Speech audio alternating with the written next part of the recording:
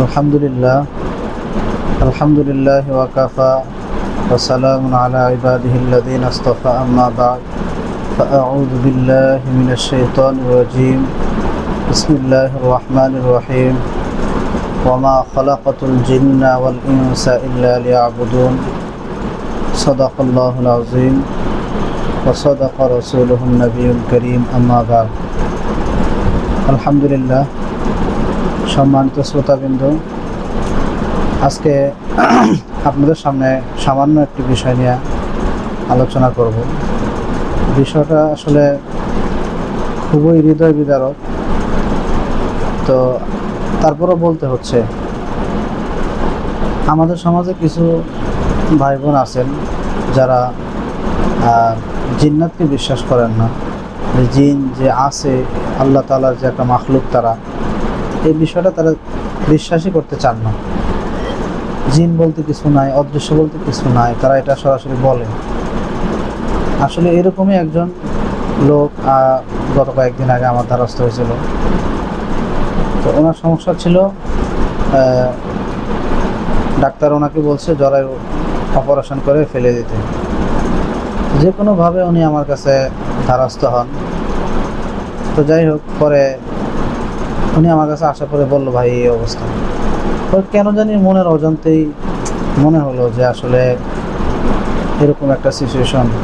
পরে আমি ওনাকে জিজ্ঞেস করলাম, আসলে জিজ্ঞেস করেন তো ভাবিকে যে উনি কি স্বপ্নের ঘরে কিছু খায় কিনা, বা ওনার স্বপ্নের মধ্যে এরকম হয় কিনা যে বেড টাচ করে কিনা ওনাকে, বা ওনার সাথে শারীরিক সম্পর্ক করে কিনা স্বপ্নের মাধ্যমে, বা এরকম কোনো কিছু হয়েছে কিনা, বা প্রস্রাবের রাস্তায় ইনফেকশন হয়েছে কিনা, এই সমস্ত বিষয়গুলো একটু ওনাকে জিজ্ঞেস করবেন। তো উনি আমার কথাগুলো শোনার পর উনি চলে গেলেন বাসায়, হসপিটালে গেছেন, হসপিটালে যাওয়ার পর বিবিকে জিজ্ঞেস করলেন যে এই সমস্যা কি তোমার হয়। তো উনি বলতেছে, হ্যাঁ, এই সমস্যাগুলো তো আমার সাথে অহরহ প্রতিনিয়ত হচ্ছে, দিনে ঘুমাইলেও হচ্ছে, রাত্রে ঘুমাইলেও হচ্ছে। এই সমস্যা ফেস করতে করতে আজকে আমি ক্লান্ত, টায়ার্ড। পরে ডাক্তার ওনাকে পরামর্শ দিচ্ছেন যে যত দ্রুত সম্ভব আপনার অপারেশনটা করে নিলে সবচেয়ে ভালো হয়। পরে ওনার বিবিকে নিয়ে উনি আমার কাছে দ্বারস্থ হন। পরে আমি জিজ্ঞেস করার পরে সব কিছু উনি বললেন। আল্লাহ তাআলার কালামুল্লাহ শরীফের ব্যাপারে ওনার যথেষ্ট অনীহা ছিল, নামাজ কালামে অনীহা ছিল। ইভেন কি উনি যে মুসলমান হয়েও আল্লাহর কালামকে তিনি বিশ্বাস করতে অনেকটা কষ্ট হইত। যে আল্লাহরই ইচ্ছা, আল্লাহ তাআলারই কুদরত, আলহামদুলিল্লাহ। পরে ওনাকে আমি কিছু আমল দিই, বিশেষ কিছু।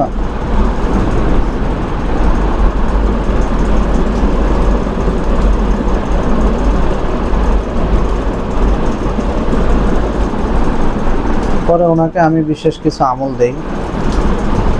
আমল দেওয়ার পরে উনি আমলগুলো করে গুরুত্ব সহকারে, এবং কি আমি ওনাকে সরাসরি রুকায়া করলাম, পাশাপাশি ওনাকে অনলাইনেও রুকায়া করছি আমি। তা আলহামদুলিল্লাহ, পরে রুকায়ার কিছু সাপ্লিমেন্টারি ওনাকেও দিলাম খাওয়ার জন্য, গোসল করার জন্য, এবং কি আমল করার জন্য। আলহামদুলিল্লাহ, খুব দ্রুতই উনি সুস্থ হয়ে গেলেন। ওনার স্বপ্নে যে খাবারগুলো খাইতেন বা ইত্যাদি ইত্যাদি আরও অনেক সমস্যা ছিল, আলহামদুলিল্লাহ খুব দ্রুত উনি সেরে উঠলেন। তো উনি এখন বিশ্বাস করতেছেন যে আল্লাহ তাআলার কালাম যে কত শক্তিশালী। রাসূলুল্লাহ সাল্লাল্লাহু আলাইহি ওয়াসাল্লামের অসংখ্য অগণিত মুআজিজার মধ্যে সবচেয়ে শ্রেষ্ঠ মুআজিজা হচ্ছে আল্লাহর কালাম। আর রাসূলুল্লাহ সাল্লাল্লাহু আলাইহি ওয়াসাল্লাম বলে গেছেন, কিয়ামত পর্যন্ত আমার এই মুআজিজা বলবৎ থাকবে, যার একটা দৃশ্য আমরা এখন সচক্ষে দেখতে পাই। তো যাই হোক, সবচাইতে বেশি যে সমস্ত জিন্নাতের রোগী যারা আক্রান্ত, যারা বা আসরের দ্বারা আক্রান্ত, কেউ আশিক জিনে আক্রান্ত, এক একজন এক একভাবে আক্রান্ত। তো সবার প্রতি আমার একটাই অনুরোধ থাকবে, সেটা হচ্ছে যদি সম্ভব হয় 5 ওয়াক্ত নামাজ জামাতের সহিত আদায় করবেন। মা বোনদের বিশেষ করে, আপনাদের তো জামাত নাই, আপনারা ঘরে টাইম মতো নামাজগুলো আদায় করে নেবেন। বিশেষ করে যদি কালামুল্লাহ শরীফ পড়তে না পারেন, শিখেন। আর যদি সম্ভব হয় শিখতে পারলে আলহামদুলিল্লাহ, এটা আরও সবচেয়ে বেশি কার্যকর। শিখতে না পারলে শুনবেন। যারা পড়তে পারি তারা বেশি বেশি 5 ওয়াক্ত নামাজের পর সূরা মুজাম্মিল একবার করে পড়বেন, এরকম 5 ওয়াক্ত নামাজের পর 5 বার, আর রাত্রে শোয়ার সময় একবার, মোট 6 বার।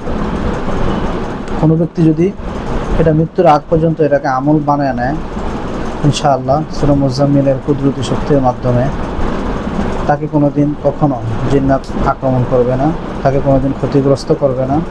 হ্যাঁ, এই জন্য সবাইকে বলবো, রুহানি শক্তি বৃদ্ধি করার জন্য এই সূরাটা সবচেয়ে গুরুত্বপূর্ণ এবং সবচেয়ে ফজিলতপূর্ণ একটি সূরা।